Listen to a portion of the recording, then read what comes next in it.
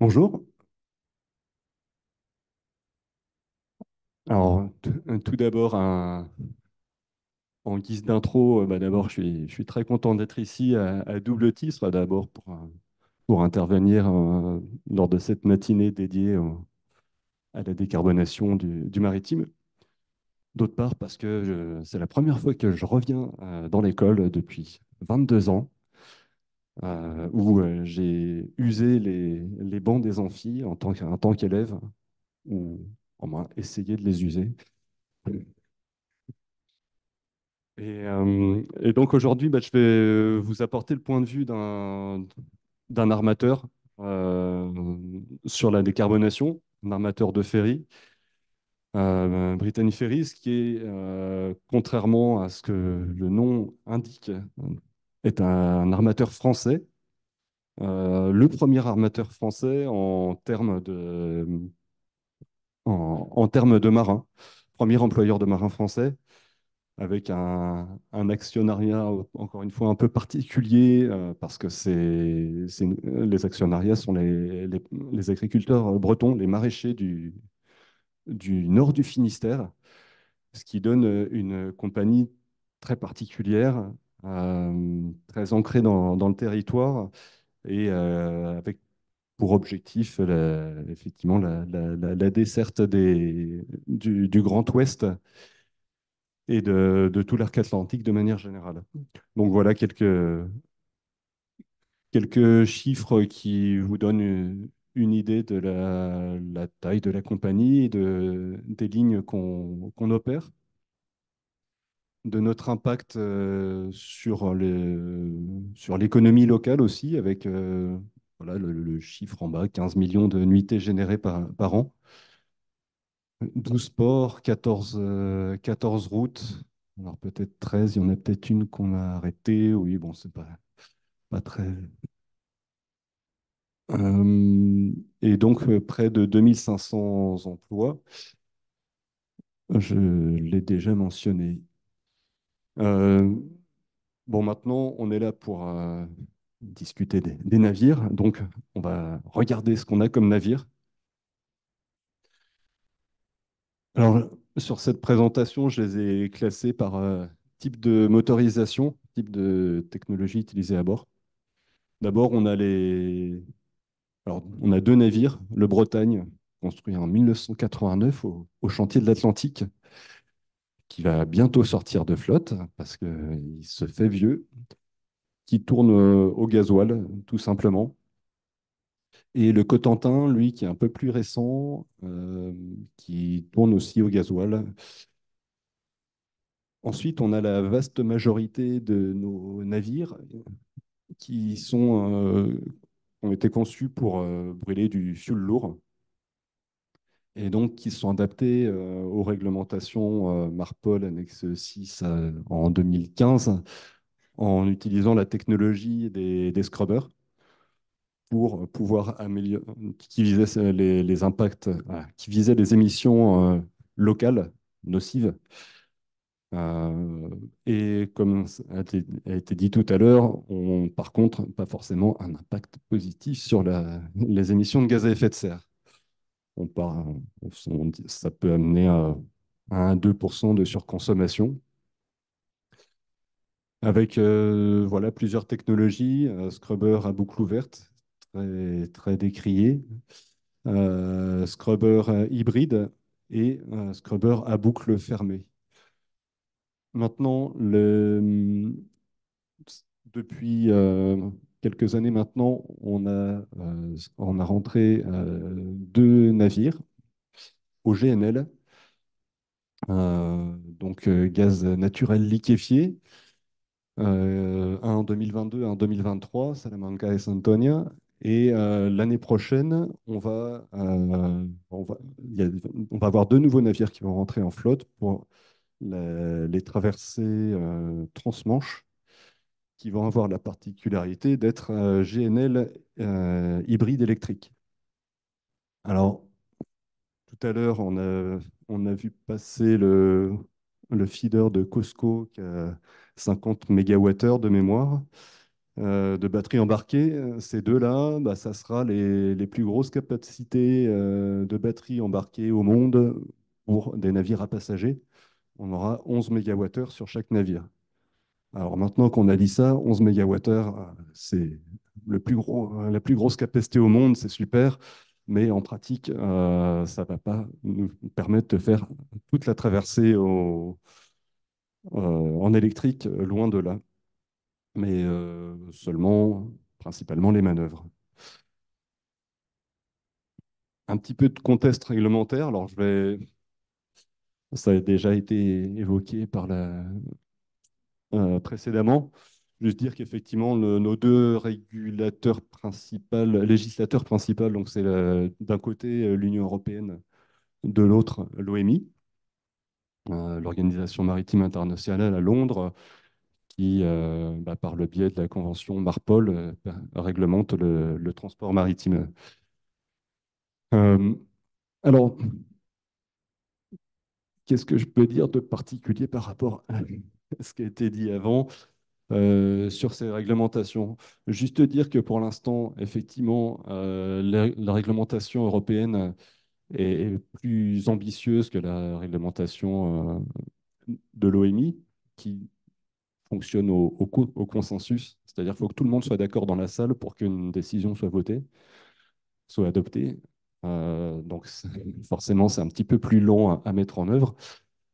Et les réglementations européennes, elles, ont déjà des impacts financiers, ce qui forcément sensibilise largement plus les armateurs à la décarbonation que s'il ne se passe rien.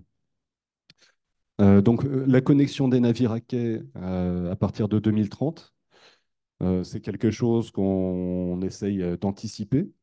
On va y revenir par la suite.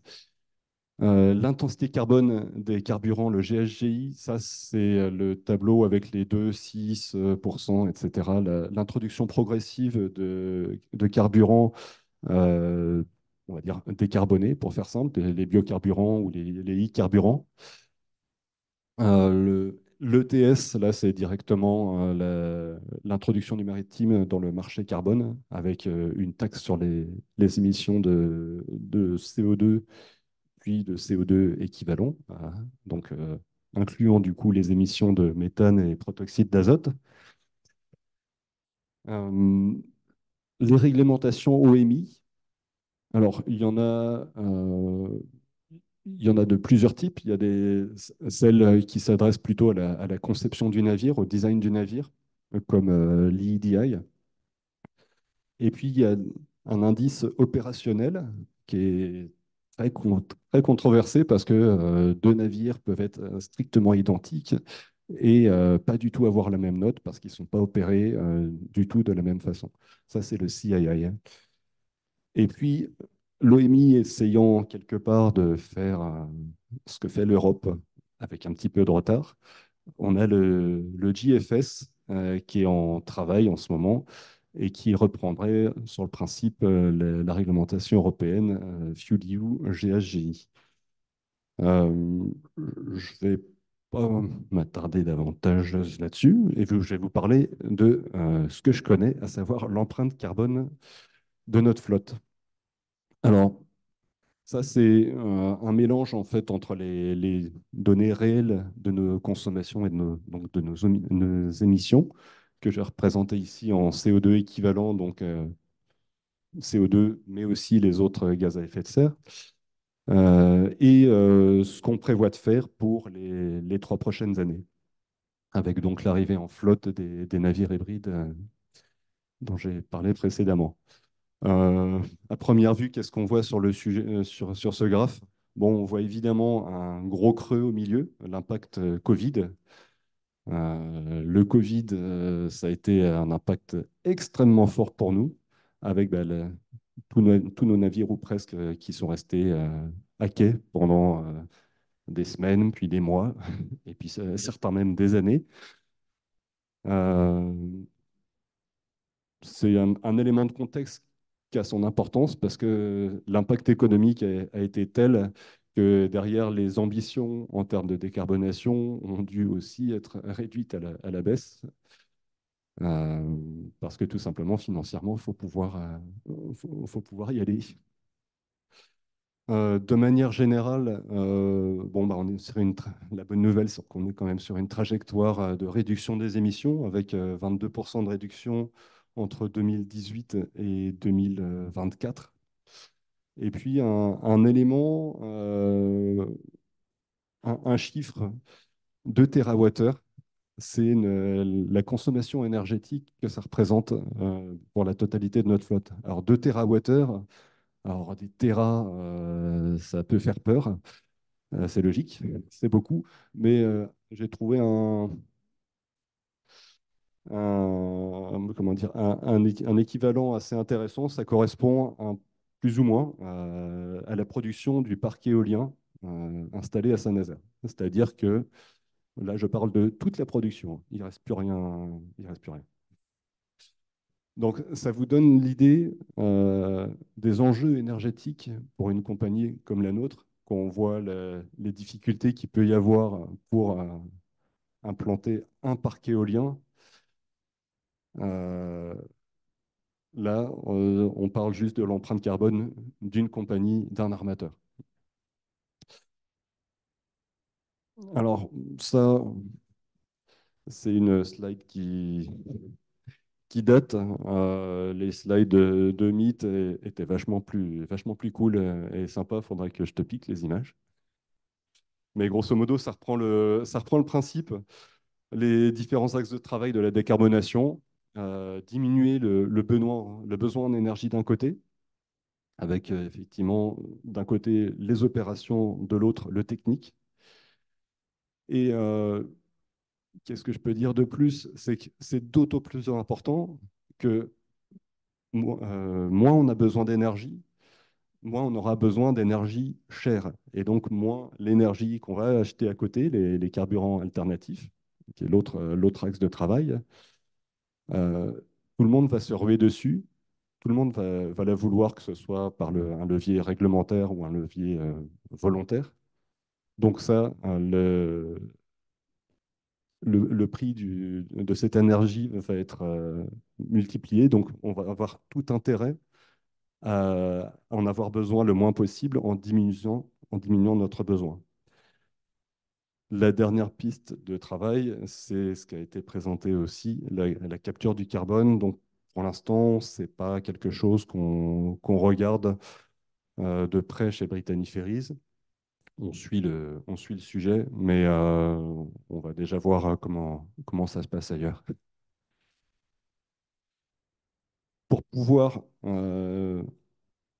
implanter de nouvelles technologies, il faut déjà savoir être capable de suivre ce qu'on fait, être capable de mesurer l'impact des différentes décisions, que ce soit opérationnelles ou technologiques, qu'on va avoir. Et donc pour ça, on a mis en place un jumeau numérique sur les navires. Donc c'est tout récent. Ça va nous permettre de mieux suivre nos consommations. Euh, En termes d'efficacité opérationnelle, qu'est-ce qu'on fait? Euh, le levier principal, en fait, c'est effectivement la définition des horaires.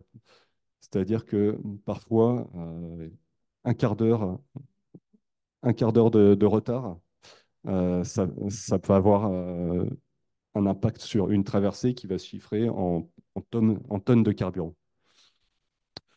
J'accélère un petit peu parce que on fait signe qu'il ne me reste plus beaucoup de temps. Donc, ensuite, optimisation du temps en mer. Ça va se faire par le biais du routage météo. Et sur notre terrain de jeu, c'est aussi le courant. Il faut imaginer que la Manche, c'est un tapis roulant sur lequel bah, on a plutôt intérêt à aller dans le bon sens plutôt que dans le mauvais. Donc parfois, on va avoir intérêt à ralentir dans le golfe de Gascogne pour pouvoir prendre le tapis roulant dans le bon sens et remonter la Manche avec le courant. Et un point qui est aussi très important, c'est l'optimisation des escales. c'est un facteur qui est limitant. En fait, le moins de temps on passe à quai, le plus de temps on a de temps pour faire la traversée, et donc le plus lentement on peut aller. Euh, alors, au niveau efficacité énergétique, des choses qu'on a déjà vues par ailleurs, juste un petit exemple sur le ducktail, c'est qu'on a mis sur un de nos navires, on a rallongé le navire pour pouvoir le rentrer dans ces lignes avec une réduction estimée pouvant aller jusqu'à 10%. On aura les résultats cette année. Les carburants alternatifs, là, je ne vais pas revenir dessus, avec séparation avec ceux qui contiennent un atome de carbone à gauche et qui ne le contiennent pas à droite. Euh, je vais- J'accélère pour arriver sur la partie électricité, branchement à quai, batterie, et donc les navires hybrides. Alors, électrification des navires. Alors, on a comme je le disais, on va avoir deux navires qui vont arriver l'année prochaine avec 11 mégawattheures. Alors, d'une part, l'électrification des navires, ça passe à minima parce que la réglementation va imposer, savoir se connecter quand on est à quai. Typiquement, sur nos navires, on parle de 2 mégawatts de puissance euh, quand on est à quai. Ça correspondrait à l'échelle de notre flotte à environ 5% de réduction des émissions. C'est les 11 mégawattheures sur les navires hybrides, eux, ils vont nous permettre d'aller un peu plus loin encore, et d'effectuer les manœuvres en mode zéro émission. Là, on parle de 6% de réduction des émissions en plus. Et maintenant, qu'est-ce qui nous empêche d'aller plus loin? Déjà, on va se faire un petit retour d'expérience sur l'utilisation de batteries. Et ensuite, on est effectivement déjà dans des préétudes pour envisager le navire 100% électrique, qui sera faisable pour le coup. On a vu ce matin l'impact sur un immense porte-conteneur du 100% batterie. Nous, on l'envisage que pour des navires, que pour des lignes courtes, typiquement Cherbourg, Angleterre.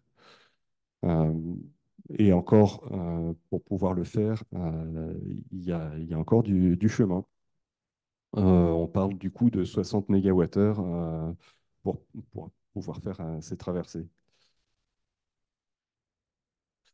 Euh,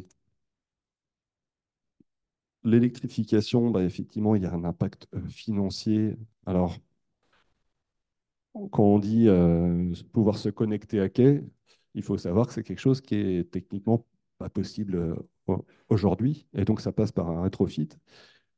Et là où chez vous, vous pouvez installer une simple prise électrique, chez nous, déjà, il va en falloir plusieurs parce que le bateau, on aime bien le mettre dans plusieurs sens. Il va en falloir quatre. Il va falloir convertir l'électricité. Et donc, on parle d'un budget de 1 à 1,5 million par navire, donc x 10, on est à 15 millions. Et les enjeux financiers du côté du port sont au moins aussi importants. On Alors, c'est très variable. Je donne juste un ordre de grandeur, 5 millions d'euros par quai à équiper, avec des défis techniques, enfin, différents enjeux. Euh, il faut savoir que la flotte mondiale est majoritairement équipée en 60 Hertz, alors qu'en Europe, on est en 50. Alors, chez nous, on a une majorité de navires pour le coup en 50, mais ça n'empêche pas que ça pose des grandes questions au niveau des ports sur l'opération de conversion du courant pour pouvoir l'amener au navire. L'électrification, ça pose aussi un problème important, c'est que pour pouvoir charger ces batteries, il va falloir non plus 2 mégawatts, mais potentiellement, il va falloir 5, 10. 15, 20 mégawatts. Et du coup, il va y avoir un impact très fort sur le réseau électrique à terre qui est effectivement à prendre en compte. Enfin, je vais terminer par juste une petite particularité, c'est que nos navires évoluent, s'électrifient, mais nos clients aussi évoluent et on se retrouve à embarquer aussi des véhicules électriques à bord. Et ça aussi, c'est vraiment une spécificité de notre secteur, c'est qu'on commence à se poser la question, comment est-ce comment est-ce qu'on va faire? Alors au début, il y en a chez nous qui ont commencé à nous dire, ah bah tiens, on va pouvoir leur proposer de charger leur voiture à bord. Bon, là, je leur ai dit, bah, très bien, sauf que là, ça va pas du tout dans le sens de la décarbonation du navire. Donc voilà, maintenant, il va falloir être capable aussi de prévoir le chargement de ces véhicules électriques à quai, euh, des voitures électriques, soit avant d'embarquer, soit après. Il y a des gros enjeux en termes de sécurité aussi. On a vu que les batteries, voilà, ça a déjà fait flamber des navires, des parkings. C'est quelque chose qu'on surveille de très près en tant que dangerosité de la cargaison. Et je vais m'arrêter là avant de prendre trop de temps pour pouvoir prendre éventuellement quelques questions.